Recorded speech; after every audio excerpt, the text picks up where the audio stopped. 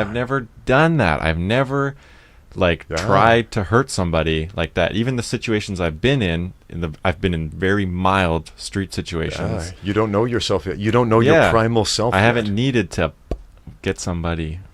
There was a fighter I cornered, and I don't know his name. I never knew his name. He showed up to a fight without a corner. I was there coaching some of my fighters I trained at my gym back in the U.S., and there's this little skinny dude, and he looks like he's 14 years old. He was at least 21 because it was at a club.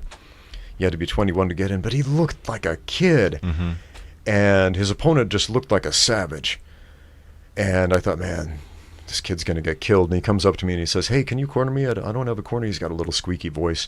He looks like, I don't know. I just cannot overemphasize how wimpy this guy looked. Yeah. And I thought, he's going to die in there, man. And he's he going to die. didn't even have a corner. It just seems like he had no gym, no experience, nothing. And it was his first fight. He hadn't really trained. Oh. Yeah, and I'm like, oh man, I'll do what I can to help you, you know.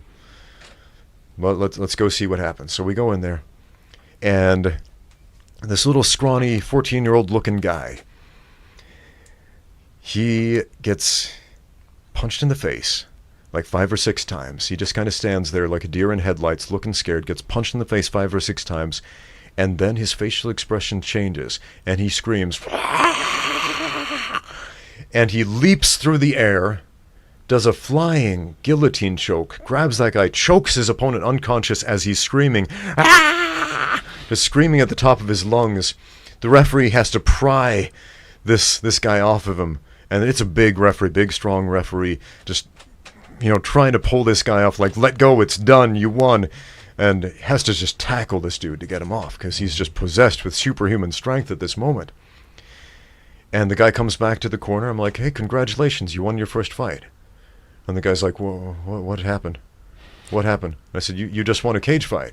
He's like, well, I don't remember. I don't remember anything. I blacked out. Like, he blacked out. He had no memory. He said, all I remember is the guy was punching me, and then the referee was holding up my hand. That's a dangerous dude right there. Yeah.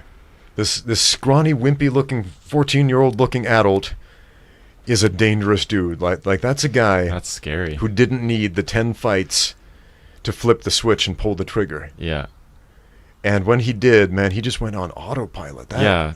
We were talking about going to a dark place. He went to a whole nother level. He literally went to a dark place because everything blacked out. Wow. Man, he just went to the blackness, man. The blackest dark place he could. Wow, that is scary though, because that's like, it makes me think he could do something a lot worse than that. And be like, imagine if a guy's in that situation, you piss him off and he has a knife in his hand. Yeah. Or a knife in his pocket, and then he blacks out I and don't wakes know up. What happened? Bunch of bodies all over the place. I don't know how this happened. I've heard a lot of stories like that.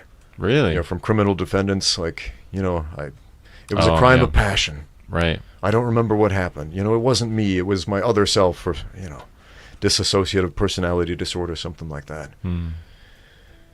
And somehow that's a justifiable defense. I don't know how. Well, if he had a long history of doing it in the cage, maybe. I wonder, right? I wonder.